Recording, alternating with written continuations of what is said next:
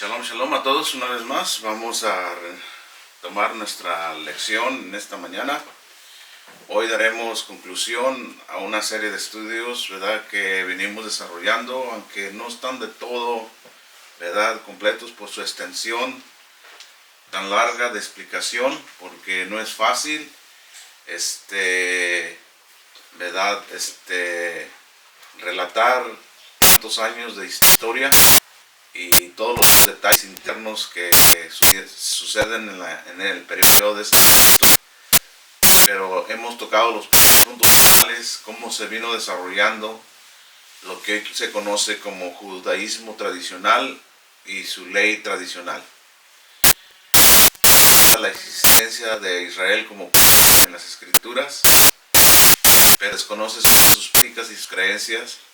Y eso vamos a encontrar siempre en la tradición oral, que es la Torah oral, es la literatura donde se registran y se desarrollan todas las prácticas judías en el mundo entero. Y muchas de esas prácticas, ¿verdad?, son 100% bíblicas y mandamientos del Eterno, y que a estas prácticas de los vientos en la Torah se añadieron varios elementos alrededor del mandamiento. Es lo que se conoce, ¿verdad?, en el judaísmo como halajá. Halajá es la ley que indica el cumplimiento y la práctica del mandamiento. En toda esa literatura, ¿verdad?, que se encuentra en los libros judíos, encontramos también profecía, encontramos también alegorías, encontramos también éticas, morales y espirituales.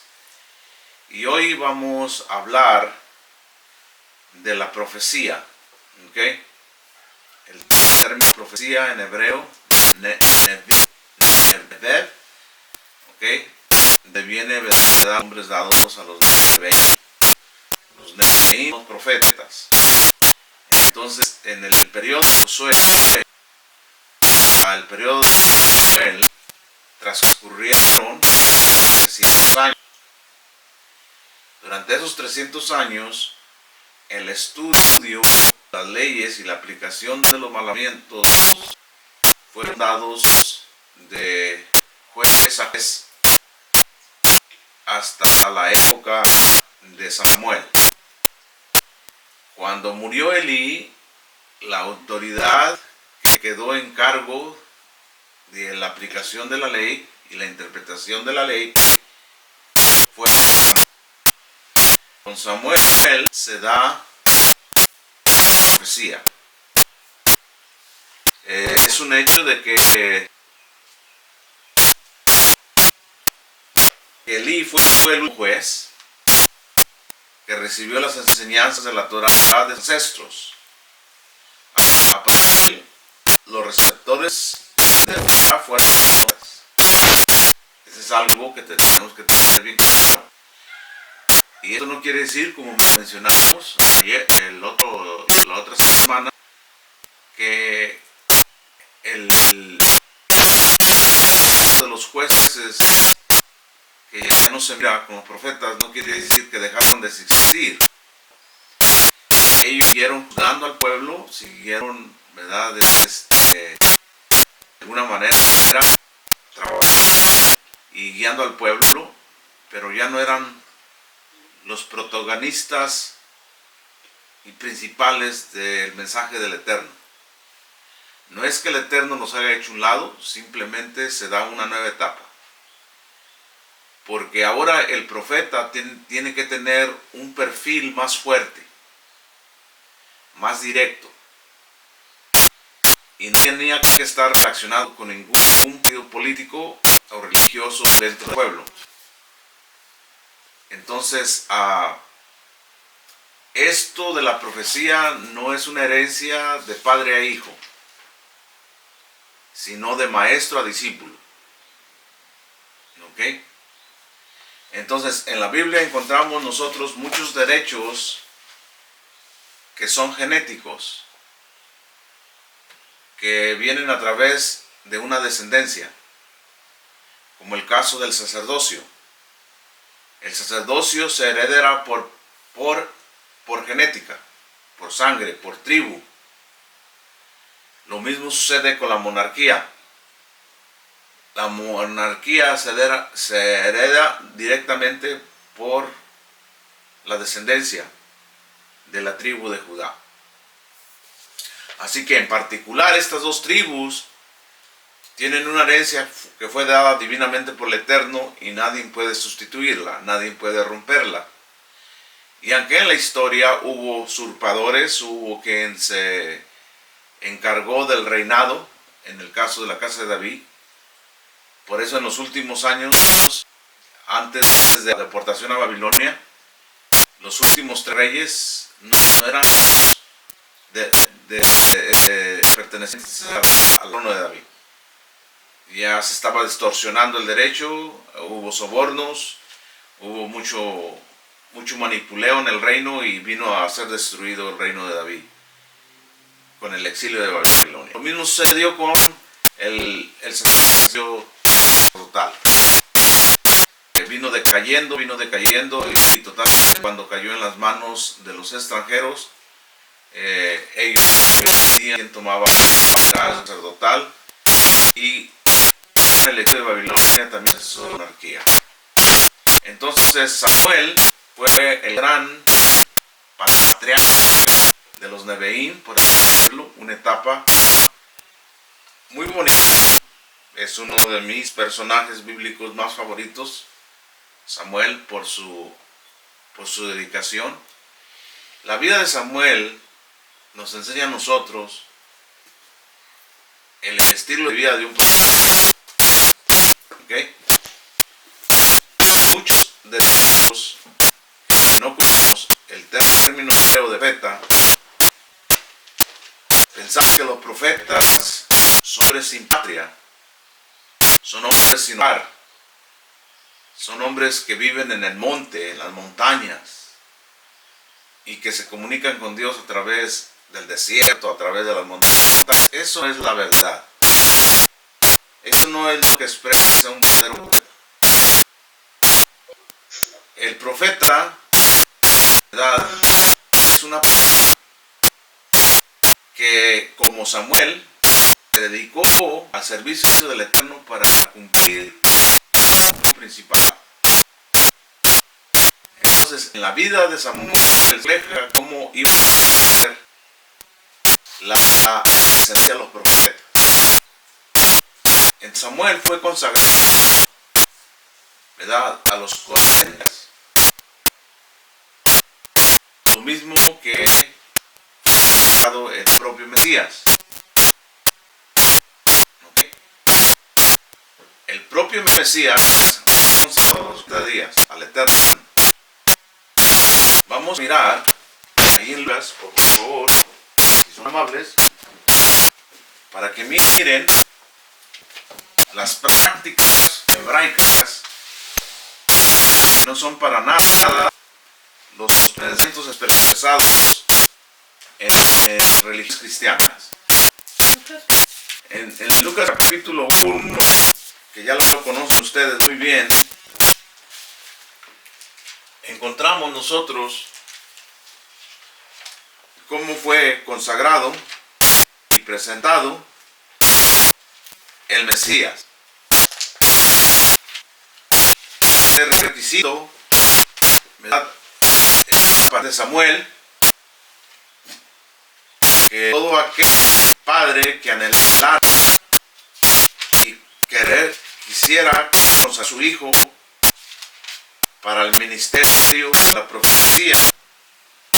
Recuerden bien, un profeta puede venir y ejercer desde cualquier tribu.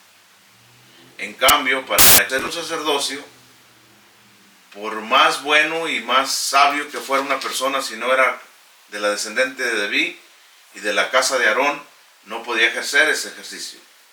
Lo mismo sucedía en la casa de David.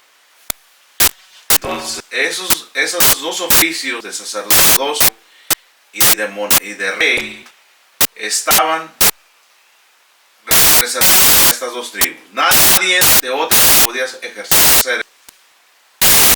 Con la división de Israel entre las 10 tribus y las 2 tribus y media que quedaron en David, los reyes del norte, reyes de Israel, tomaron reyes de diferentes tribus, porque eso es no decretado por la Torah, decretado por el Eterno.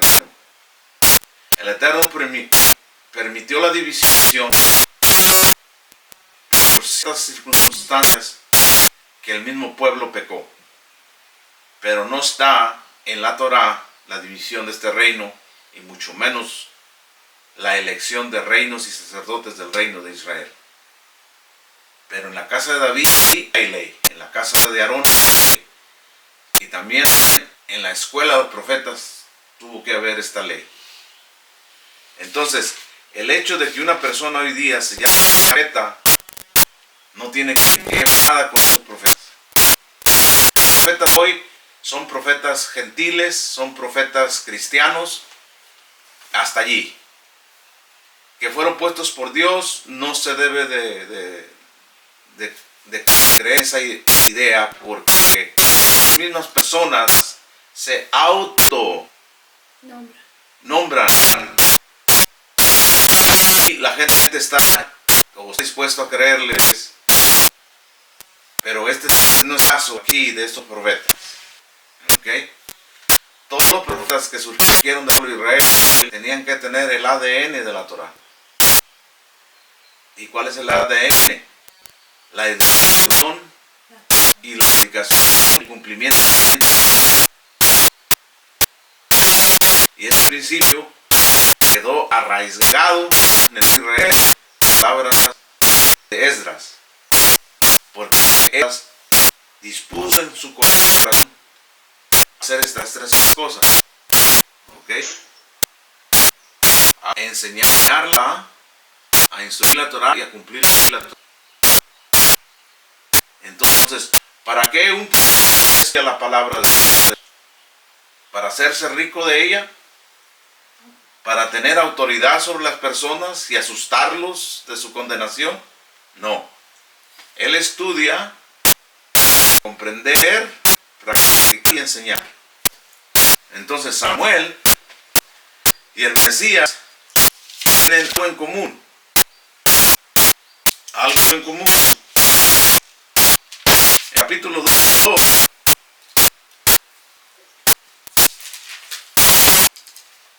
Capítulo 2, 22.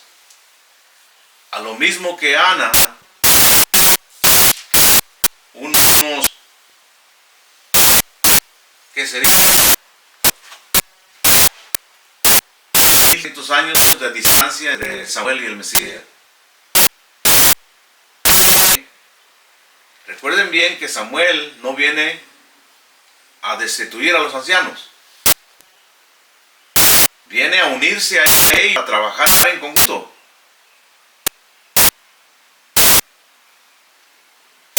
Okay. No anula de la gran asamblea, ni a los ancianos, ni a Josué, ni a Moisés. Ahora tenemos a Moisés, tenemos a Josué, tenemos a los ancianos, tenemos a los jueces y ahora tenemos a los profetas. Ellos mismos forman un legado legal de autoridad para dirigir al pueblo. Entre más elementos de autoridad tenga una nación,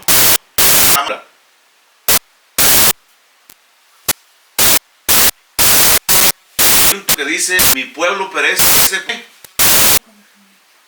por falta de conocimiento. ¿Y qué clase de conocimiento? ¿Qué clase de conocimiento? Que no entiendo que leen, no, por falta de líderes espirituales, jueces, porque el pueblo aparece de sus líderes. Mi pueblo perece por falta ¿de conocimiento de qué? De su voluntad. Cuando a una generación se deja de enseñar el temor del Eterno, ¿qué va a pasar con ella?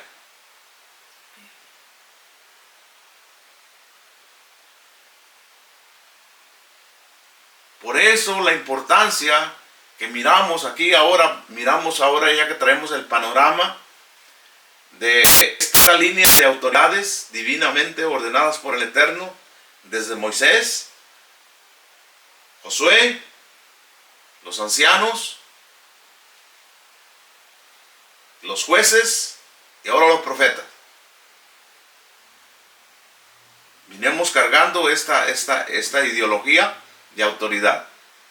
Ahora bien, ¿le puedes conectar allá? No está conectado. Ahí está un cable. Quita eso porque se va a apagar la computadora. ¿Qué quito? El que está allí, busca el otro. ¿Están los dos conectados? ¿Oh, sí? Ok, entonces ese es...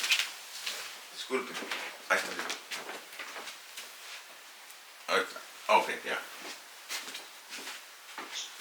Ay, disculpen, se iba a morir la pila de la computadora, pero ahí está ya.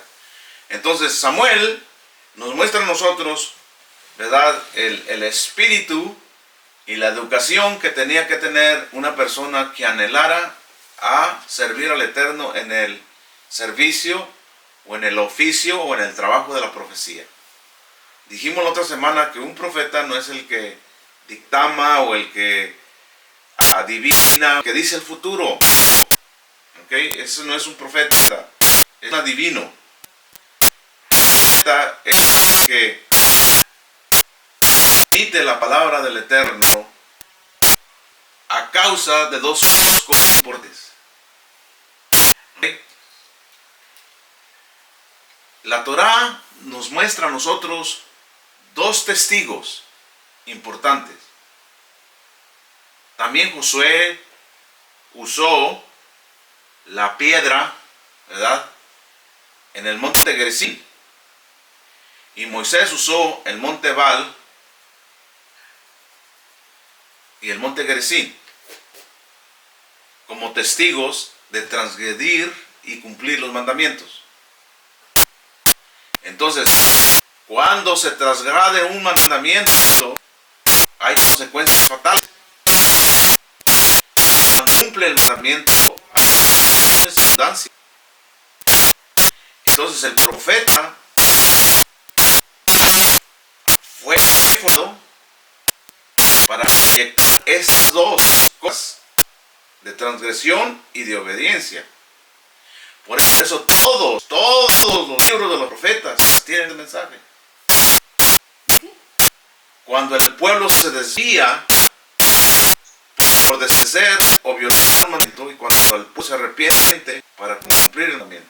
Entonces los profetas proyectan la desobediencia del mandamiento, que es la desobediencia de la palabra o de la Torá, o la obediencia de tal. Este es el trabajo de ellos, de proyectar las consecuencias severas. Ellos no juzgan al pueblo como los ancianos en una corte. Ellos proyectan, ¿verdad?, el mensaje al líder. Por eso es que este pensamiento, por eso estos hombres, estos tienen un perfil más alto, ¿verdad?, porque ellos no se van a dirigir al pueblo directamente, aunque también le hablaron al pueblo. Pero ellos ya tenían una misión más elevada, o sea, ya tenían que enfrentarse a autoridades superiores, como lo es un sacerdote, como el rey. Entonces, por eso su preparación espiritual tenía que estar más elevada, porque iban a enfrentar a personajes puestas por Dios, pero que en un punto en la vida se desviaron de tal, entonces tenía que venir una autoridad mayor para corregir esa locura, para corregir ese error, para corregir esa desviación de su vida y provocar un arrepentimiento y no que perezca la nación de Israel. Ahora Israel tiene una joya preciosa llamada profeta Nebev, Nevi'im es la joya, es el moral y espiritual de salvar al pueblo de una desgracia, al rey, al sacerdote desgraciado. Entonces ahora el profeta son los nuevos ojos, es los nuevos oídos, la nueva voz, la nueva boca de Dios, las manos y los pies. En ese profeta está todo lo que fue revelado a Moisés, a Josué, a los ancianos y a los jueces. Entonces él es una autoridad que no está sobre David, no está sobre Aarón, sino que está con Aarón para remediar el mal. Por ejemplo, hay la única autoridad superior sobre los personajes que estoy diciendo es la autoridad del Eterno a través de su palabra. Pero cuando pones a un rey, cuando pones a un sumo sacerdote, pones a un profeta, esas son las tres autoridades divinas puestas en el Eterno superior. No hay otra más superior. Entonces, si miramos la importancia de una autoridad sacerdotal, hermanos míos, es una decisión. Recuerden bien, vamos a ir a y ojalá lleguemos aquí. Si podemos extender esta clase para otra, está bien, porque hay mucho que decir. En medio de esto hay una autoridad muy bonita llamada sacerdote, Cohen Hagadol. El Cohen Hagadol es la autoridad más alta en el templo, ¿ok? Es la más respetada del pueblo, a tal grado que se cuenta que el sumo sacerdote en los tiempos de Alejandro el Grande, ¿ok?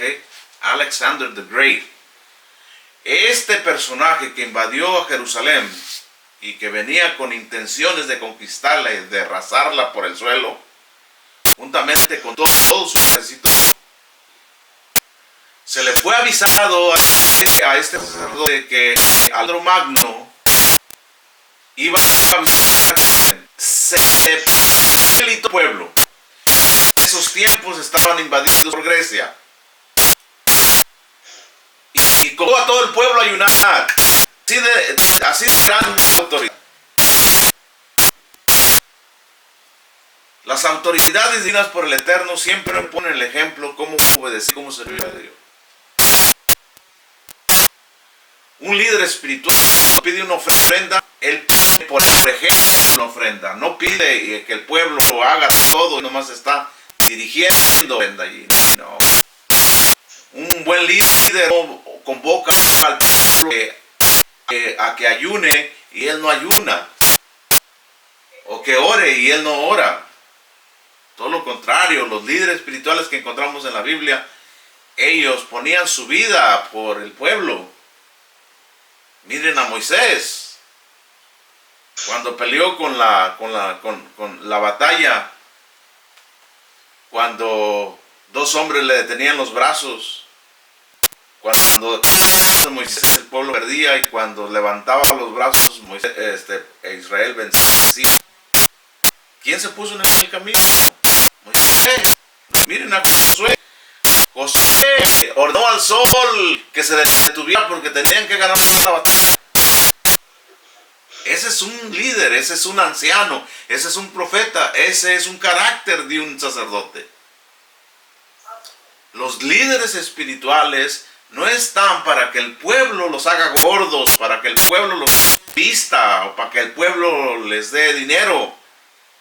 Los líderes espirituales están para guiar al pueblo a no pecar en contra del Eterno.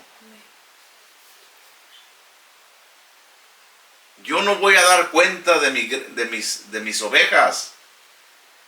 Yo voy a dar cuenta de lo que les enseñé a mis ovejas. Porque las ovejas tienen la propia responsabilidad con el Eterno, la cual yo tengo.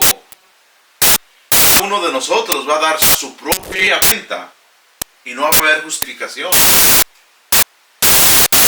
Si a usted le dijo su líder que esa cosa que está haciendo es una violación de la Torá y no le hace caso, ¿a quién va a llegar?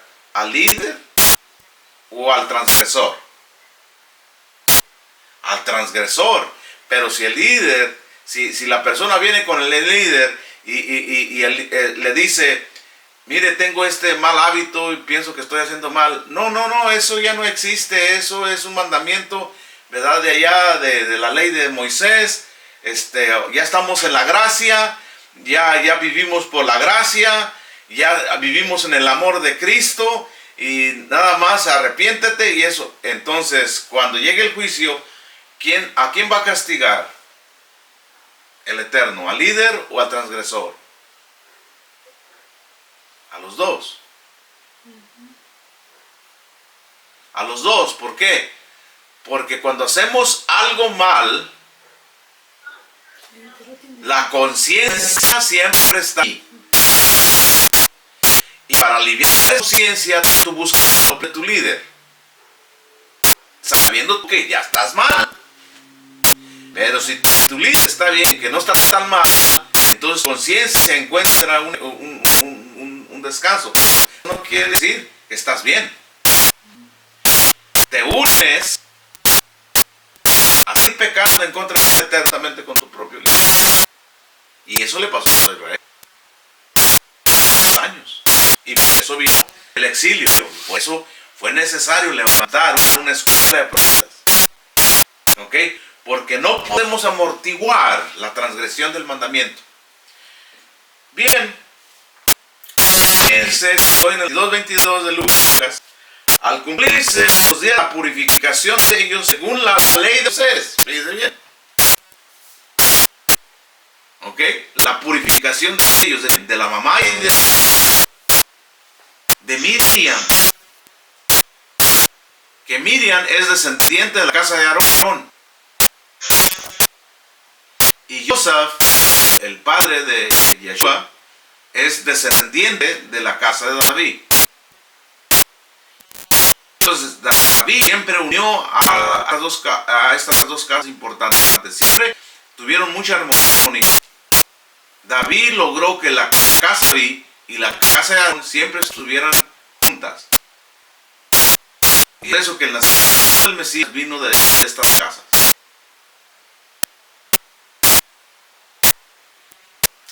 No dando la ley de Moisés que dice que no hay un sacerdocio que venga de otra tribu. Pero el rey Mesías, aunque no es importante ser de linaje de Aarón para Mesías, también tiene parte de Aarón. Esto lo planificó el Eterno para que no sufriera su electo, que le va a dar el sacerdocio del mundo por venir, según el orden de Melquisedec, no según el orden de Aarón. Pero tiene credenciales sacerdotales porque su descendencia por parte de su madre es de la casa de Aarón. De alguna manera, el Mesías está ligado con la promesa que Dios le dio a Abraham y la bendición que recibió de Melquisedec. Porque este Melquisedec bendijo a Abraham y a Leví, que estaba todavía en sus lomos, y le dio el diezmo a Melquisedec. Eso es algo muy profundo. Algo muy profundo es eso. Entonces, el Mesías, ¿verdad? De alguna manera el Eterno solamente puede hacer eso, de recoger todas estas cosas y ponerlas y depositarlas en Él. Eso dice, toda potestad me ha sido dada en el cielo y en la tierra. Ahora, el hecho de que el Mesías sirva esta potestad no quiere decir que ya Samuel no sirve para nada, que David ya no tiene nada que ver en la Biblia, que Josué o David o la ley de Moisés ya no sirve. No, todo lo contrario. Ahora el olivo está completo, ahora el árbol florece con sus ramas.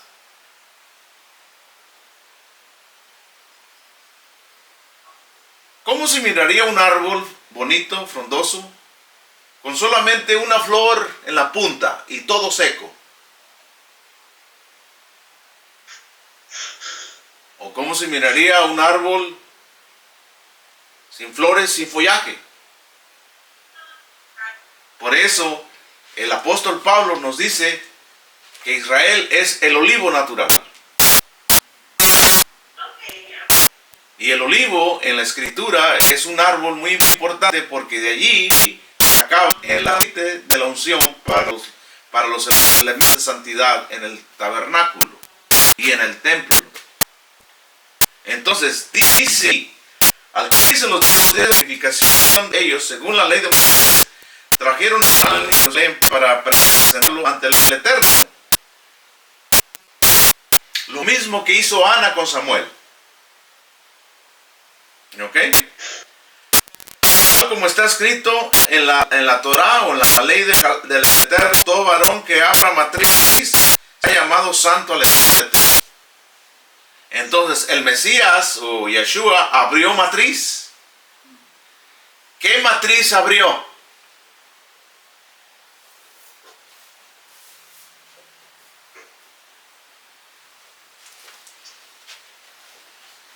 Esto mismo está relacionado con Fares. Fares también abrió matriz y por eso le pusieron Fares. Fares, ¿verdad?, es el hijo de Judá. Y este abrió para sí primero. Todas estas cosas físicas tienen una proyección espiritual importante para nosotros. Entonces, fíjese bien lo que hay aquí. Y para ofrecer sacrificios según lo declarado en la ley del Eterno, un par de tórtolas o 2 palominos a las personas que no tenían recursos. Había este varón en Jerusalén que tenía por nombre Simeón. Este era un varón recto y justo que daba la consolación de Israel, y el Espíritu de santidad estaba sobre él. Era un hombre que pertenecía a la escuela profética. De otra manera, no sé si hubiera que él ahí había visto la representación de muchos niños, de millares de niños. ¿Cuántos niños ofrecían en el templo diario? No crea que el Mesías fue el único niño que nació y el único que presentaron allí. Es una idea muy equivocada de pensar así porque tú no conoces la cultura bíblica. Pero en el día que fue presentado el Mesías, presentaron a muchos niños. Y diario el templo estaba lleno de presentaciones. Jerusalén en los tiempos de los apóstoles era una ciudad ocupada. Todas las tribus y todos los hombres siempre iban a Jerusalén a pagar sus votos, a ofrecer una ofrenda, a cumplir el cumplimiento de un nacimiento de un niño, de una niña. 24 horas al día, 7 días a la semana, el templo estaba abierto. Y no era el único niño que fue presentado. ¿Por qué no relata entonces Lucas específicamente la presentación de ese niño? Decía. Esto no quiere decir que fue una vez presentado ya después, como ya no existe ya dejó de presentarse. No, los niños siguieron presentándose con el Mesías, o sea, el Mesías presente en Israel. Entonces, fíjense bien. Y había cierto varón en Jerusalén que tenía por nombre Simeón. Este era un varón muy justo que esperaba la redención, la consolación de Israel, y el Espíritu estaba sobre él. Y él le había sido dicho por el Espíritu del Eterno que no vería la muerte hasta que viera al Mesías del Eterno. Es una transmisión de autoridad, lo que es. Nadie habla de eso, hombre. Simeón. Nadie habla de ese hombre. Pero lo que el Eterno le dio es la autoridad de transmitirle al Mesías la autoridad que él recibió de Dios. Entonces, la autoridad se transmite siempre ¿de qué? De maestro a discípulo. Entonces, este hombre Simeón le transmitió al Mesías la autoridad. No sé si están entendiendo. La importancia de este conocimiento. ¿Cuántos años usted tiene escuchando la palabra y cuántas veces ha escuchado que este Simón fue el que le transmitió la autoridad por mandato de Dios, por un sentimiento humano? Y a él le había sido dicho por el espíritu de profecía que no vería la muerte hasta que viera al Mesías del Eterno. Al Mesías. Al Mesías. Entonces, desde Samuel hasta Simón, duró la profecía en de diferentes tipos de hombres, y ahora la profecía cae en un descendiente de la casa de David llamado Yeshua HaMashiach. Ahora él es el profeta de Dios, es el ungido de Dios, y después más tarde se nos revela que es el sacerdote de los bienes venideros según el orden de Melquisedec. Y se sentará en el trono de David para reinar a Israel y a las naciones. Entonces, una vez presente el Mesías, ¿todo se acaba en Israel? No. Con la venida del Mesías, ahora Israel está completo.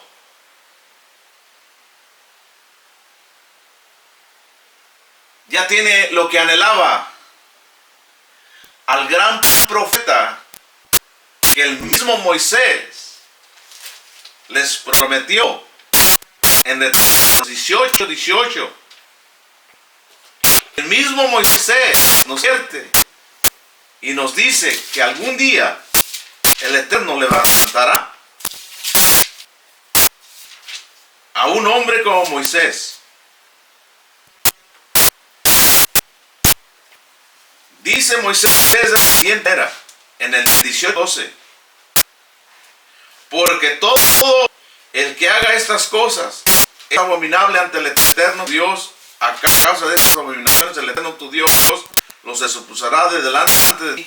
Serás íntegro ante el Eterno tu Dios, porque esas naciones de las cuales vas a tomar posesión escuchan a los espíritus familiares y a los adivinos, pero a ti el Eterno tu Dios no te ha permitido así. Ahora viene, el Eterno tu Dios te levantará un profeta como yo del medio de ti, y de entre tus hermanos él escucharán.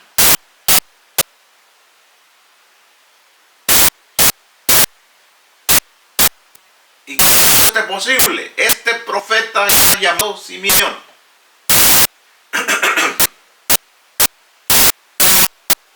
Porque Dios tiene todo el control. Hoy día Él tiene a sus hombres secretos. Y lamentablemente les quiero abrir los ojos. Públicamente. El Eterno nunca ha usado a un ungido, a un profeta, que esté incircunciso, o sea, que no sea parte de la alianza. Que si tiene un pastor que dice que es profeta, no es descendiente de las 12 tribus de Israel y no tiene pacto de la circuncisión, entonces no es profeta. Porque hasta donde yo sé, nunca Dios ha usado a un profeta extranjero y circunciso que no tenga conocimiento de la ley de Moisés, que no coma cosas, ¿verdad? Que coma cosas inmundas, que lleve una vida sexual inmunda, que tenga un pasado pagano inmundo. No. O sea, Dios puede usar a cualquier persona, pero hay niveles. No hay que autonombrarse sacerdote, profeta, o rey, o juez, cuando estas autoridades solamente son puestas por el Eterno. El Eterno tu Dios te levantará un profeta como yo del medio de ti, y de entre tus hermanos a él escucharás, según lo que pediste ante el Eterno tu Dios en Horeb el día de la asamblea. Dijiste, veré más al Eterno y veré más el fuego para no morir. El Eterno me dijo, está bien todo lo que has dicho.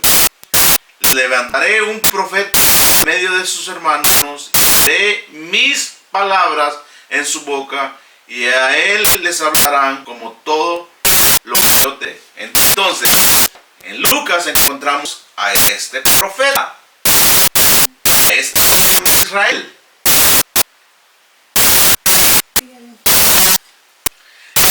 Le había sido dicho por el Espíritu de Dios que no verá la muerte hasta que viera al Mesías de Israel. Es movido el Espíritu, llegó al templo. Y cuando los padres trajeron al niño Yahoshua, para hacer con él según lo ordenado por la ley de Dios, o sea, ese acto de todos estos hombres que están hablando nosotros, todas las autoridades que jamás se hayan levantado en Israel, ahí estaban presentes. Porque cada vez que hablamos de la ley de Moisés, Moisés está presente. Cada vez que hablamos de la ley del Eterno, Josué está presente. Los jueces están presentes. Los profetas están presentes. El Mesías está presente.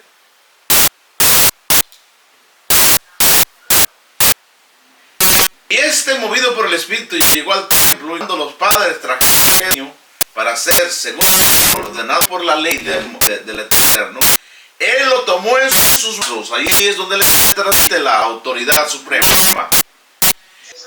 Él le tomó en sus brazos y bendijo a Dios diciendo, bendijo al niño,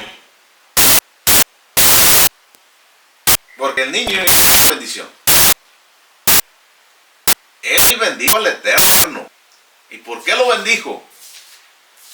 Porque ahora se va a cumplir todo lo que está escrito en la ley, en los profetas y en los escritos, de que Dios levantaría a un hermano entre los hermanos de Israel.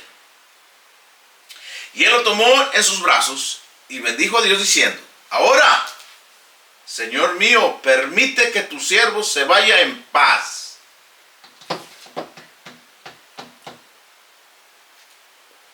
Según tu palabra. Según tu palabra. Esta no es ideología, esta no es una tradición, esta es según tu palabra. ¿Qué palabra? ¿Qué palabra existía en los tiempos de Simón? Díganme, ¿en los tiempos de Simón se está refiriendo a la palabra al Nuevo Testamento? No. ¿Al libro de Hechos? ¿A Hechos 2:31? No, se estaba refiriendo a la palabra que ya existía. A los 5 pergaminos, a los 5 rollos, a la ley de Moisés, y de los profetas, a los escritos. A eso está refiriendo. Porque el Nuevo Testamento todo formaba parte de la Biblia. El Nuevo Testamento relata, ¿verdad?, la evidencia de la venida del Mesías, su nacimiento, su muerte y resurrección. Por eso también fue agregado este código dentro del código ya existente como evidencia de Mesías, y allí ya vino. Ahora, Señor mío, permite que se vayan, tus siervos se vayan en paz, según tu palabra. Porque es aquí han visto mis ojos misericordia. El profeta es un hombre común. La idea de un hombre justo no es un hombre que está allí rezando de noche a un lado y viviendo de la miseria de las personas o de las caridades o de la limosna de las personas. No. La idea que tenemos nosotros de un profeta muy errada. Estos profetas, así como Samuel, fueron casos en particulares como los más grandes profetas. Los padres amaban tanto a Dios que ofrecían sus hijos al estudio de la palabra de Dios. Y los llevaban a las casas de estudios desde chiquillos y fueron formándose en estas escuelas hasta que llegó el tiempo que el Eterno miró en sus cosas. Porque no todos los profetas eran usados por Dios, porque no todos los profetas tenían ese corazón. El profeta tenía que tener un corazón según el corazón del Eterno para que fuera usado, como lo fue Elías, como lo fue Eliseo. Estos tenían que tener un corazón y un amor por el pueblo, no ser profetas para hacerse rico de ellos, porque hubo muchos profetas, muchos falsos profetas. ¿Cuál es el falso profeta? No es el que recibió el título de profeta por medio de soborno. El falso profeta es el que no comunicó la verdad de Dios. Ese es el falso profeta. No quiere decir que es un falso profeta. ¿Cuál es el falso profeta? El que no dice la verdad. Ese es el falso profeta. Esto no quiere decir que ese profeta no conozca la verdad. La conoce, pero no le conviene hacerlo porque no tiene ninguna ganancia. Cuando un profeta dice una mentira, es por beneficio propio. Por ganarse el favor del pueblo, por ganarse el favor del rey. Pero ¿qué ganamos nosotros? Ganamos la simpatía de todos ustedes y perdemos la confianza o perdemos a Dios. Y los profetas es todo lo contrario. Ellos preferían ganarse a Dios y que el pueblo apedreara. Eso es algo interesante. Y fíjese bien lo que dice este profeta. Ahora, Señor mío, permite que tu siervo se vaya en paz según tu palabra. Porque he aquí que han visto tus ojos tu misericordia, la cual darás de presencia de todo tu pueblo. Fíjese, que preparaste presencia de todo tu pueblo. ¿Desde cuándo? Desde que salió de Egipto. Con Josué, cuando conquistó la tierra. Con los ancianos, cuando pelearon contra los filisteos en 100 años. En los profetas, cuando se desviaron. Siempre Dios está presente. Cuando dice así, no está hablando en tiempo de que ahí está todo el pueblo y está el niño y todo el pueblo bien. No está hablando de eso. Está hablando de todo el historial y el desarrollo de la historia del Eterno Israel. Dice, luz y revelación, luz para revelación a los gentiles.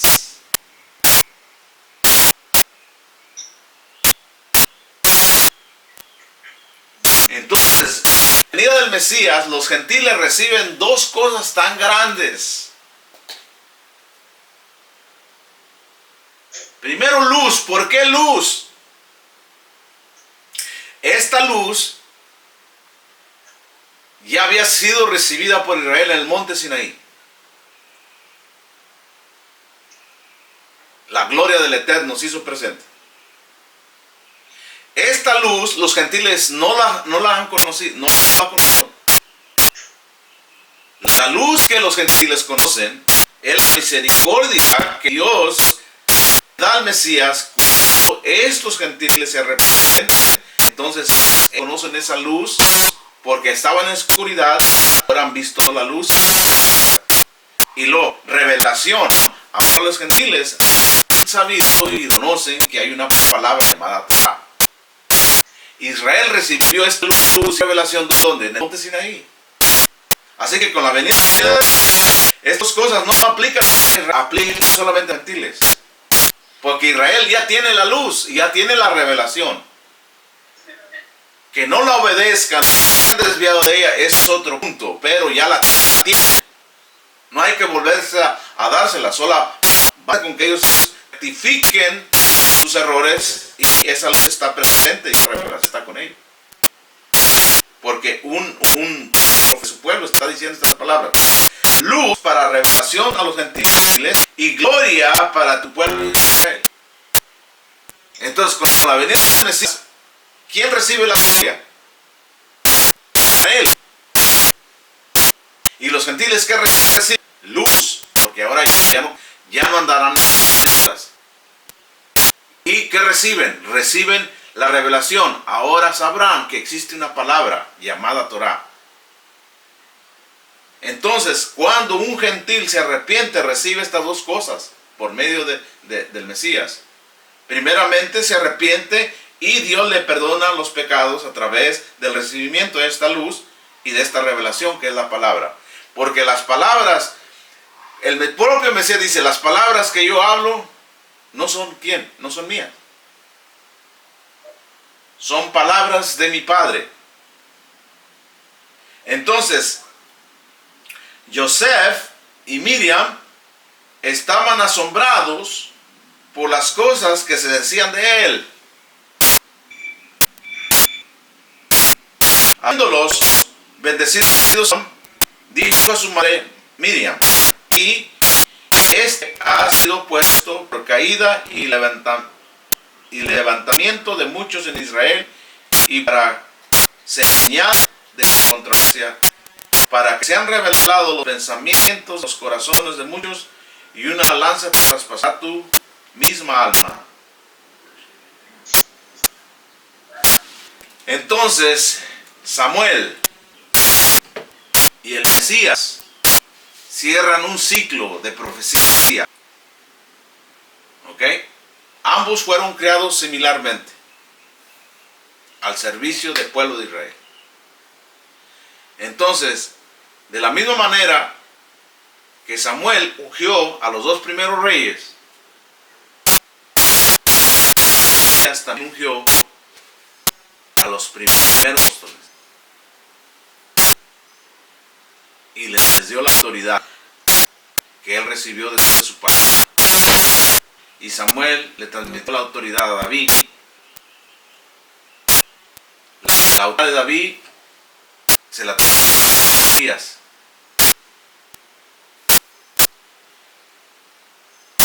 El profeta se la transmitió a Eliseo. Eliseo se la transmitió al profeta Johaida. Y el profeta Johaida le transmitió la autoridad a Zacarías. Zacarías se las transmitió a Oseas. Y Oseas a Amós. Y Amós al profeta Isaías. El profeta Isaías le transmitió la autoridad a Miqueas. Y Miqueas al profeta Joel. El profeta Joel se las entregó al profeta Nahum. Y Nahum se las transmitió a Habacuc. Y Habacuc entregó las enseñanzas de la Torah a Sofonías. Y Sofonías entregó las enseñanzas de la Torah a Jeremías. Y a Baruch, el hijo de Nería, quien las entregó a Esdras.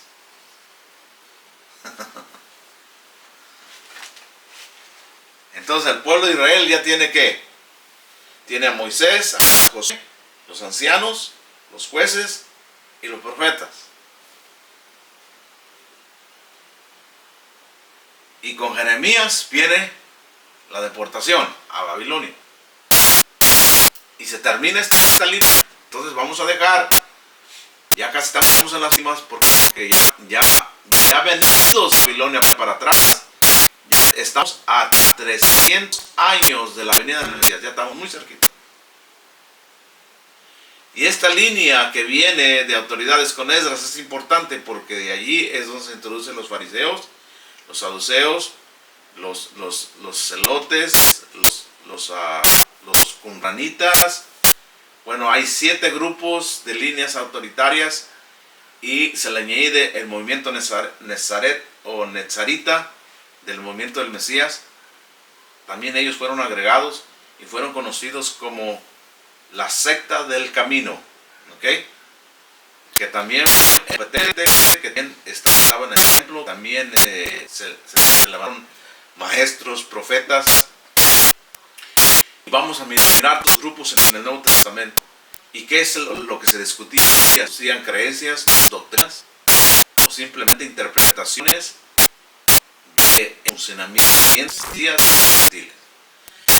Todo el tema del Nuevo Testamento es aceptación de los gentiles al reino de Dios. Porque es una discusión en los profetas. Porque en el tiempo de los profetas solamente era Israel. Noten algo muy importante, ¿ok? El hecho de que en los tiempos de Moisés solamente es Israel, no quiere decir que Israel tenía acceso a Dios.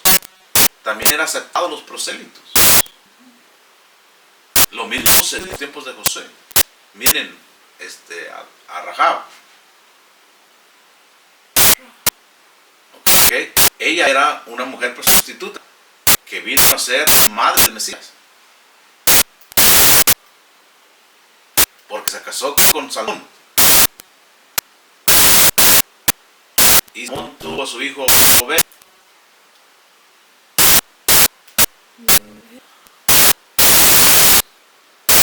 Obed a Boaz y Boaz ¿a quién?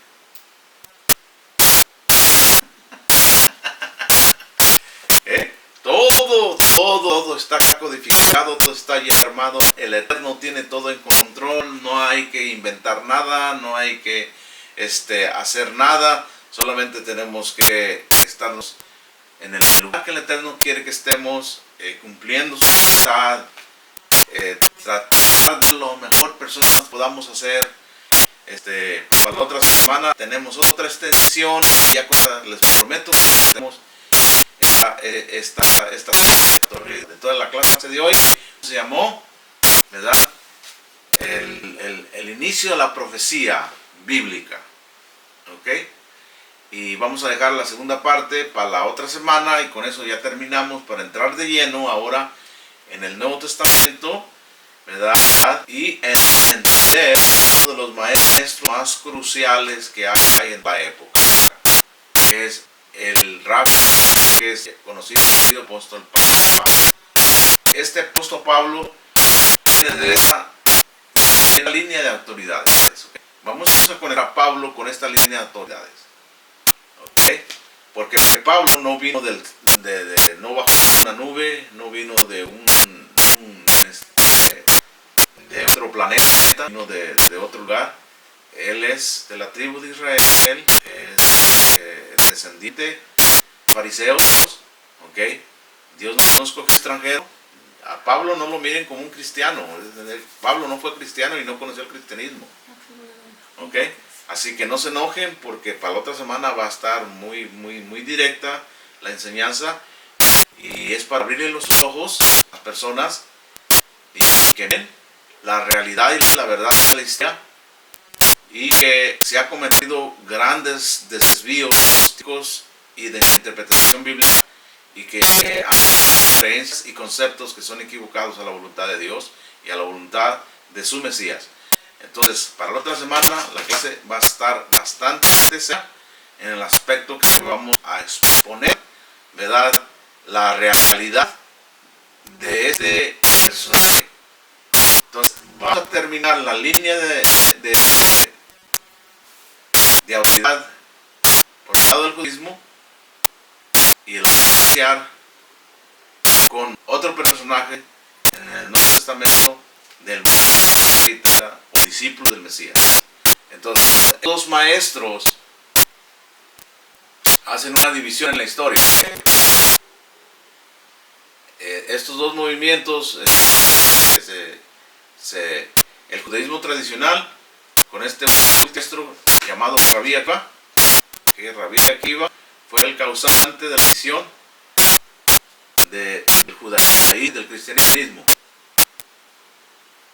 Dentro del cristianismo tuvo muchos después y fue más desviado de su casa paterna, que es la casa de Israel, y ahora anda